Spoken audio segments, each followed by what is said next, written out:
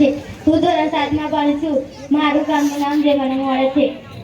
અત્રે ઉપસ્થિત મારા આદરણીય આચાર્ય શ્રી મહેમાન ગણ સર અને મારા વિદ્યાર્થી મિત્રો, આજે હું પ્રજાસત્તાક દિવસ વિશે બે શબ્દો કહેવા માંગુ છું, જે શાંતિ સાંભળવા મળશે। આજે આપણા સંગ્રામના ઇતિહાસમાં 26મી જાન્યુઆરી પોતાનું એક વિશેષ મહત્વ છે, જે 1930માં રાવી નદીના કિનારે કોંગ્રેસના લાહોર અધિવેશનમાં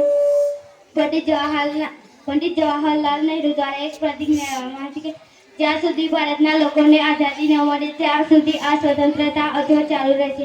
આ સ્વતંત્ર અચળ આ બધા સંઘર્ષોમાં મહાન નાયકોએ સ્વતંત્રતા પ્રાપ્તિ માટે પોતાનું બલિદાન આપવું પડ્યું હતું। તેમનું બલિદાન હજુ પણ ભારતના નાગરિકો ભૂલી શક્યા નહીં। આપનો ભારત દેશ 15મી ઓગસ્ટ 1947ના દિવસે આઝાદ થયો।